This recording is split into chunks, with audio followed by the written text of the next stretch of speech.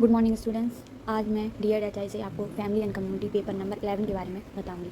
ये सब unit 1.1 family meaning definition and characteristic family in the Indian context. Family का अर्थ, फैमिली की परिभाषा और विशेषताओं के बारे में जानेंगे। फैमिली का अर्थ क्या है? परिवार शब्द की उत्पत्ति लैटिन भाषा के फैमिलस शब्द से हुई है।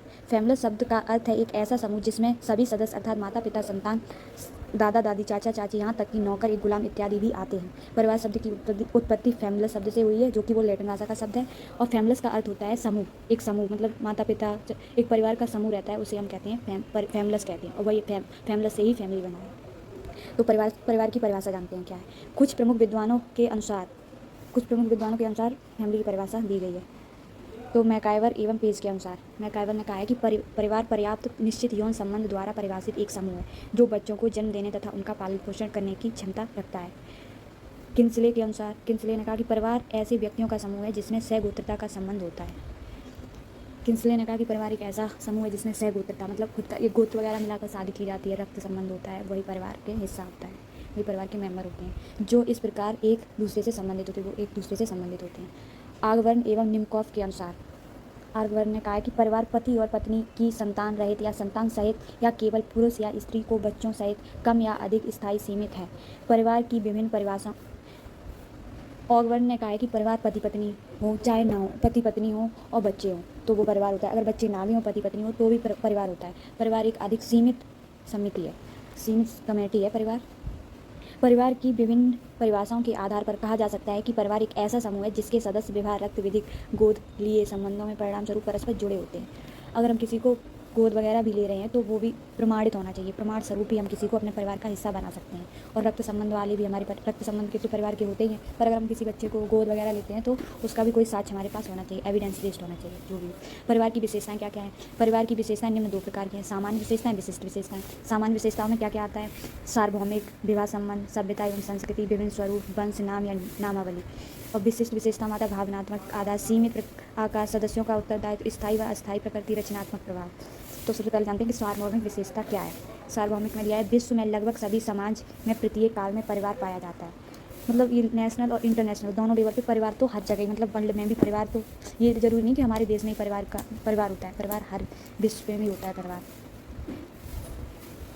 तो जानते हैं विवाह संबंध का मतलब परिवार की शुरुआत स्त्री पुरुष के वैवाहिक संबंधों से हुई, अतः विवाह परिवार के निर्माण का प्रथम आधार है।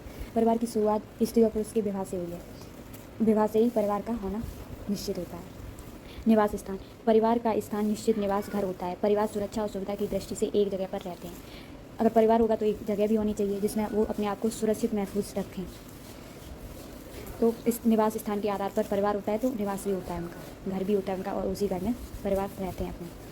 सभ्यता और संस्कृति, परिवार के द्वारा व्यक्ति सबसे महत्वपूर्ण शिष्टाचार और संस्कृति का ज्ञान प्राप्त करता है। परिवार से ही संस्कार और शिष्टाचार बच्चों के अंदर आते हैं जो समाज में अच्छे से तालमेल बैठाते हैं।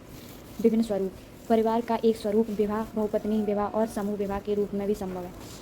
विभिन्न स्वरूप मतलब पहले विवाह होते थे, एक राजा की कई सारी पत्नियां होती, तो ये जरूरी नहीं है कि एक ही पत्नी हो, तो कई सारी, मतलब जो मतलब शादी वगैरह कर रहे हो तो वो भी एक तुम्हारे फैमिली का हिस्सा बन जाते हैं। तो बहुपत्नी, एक से अधिक पत्नियाँ।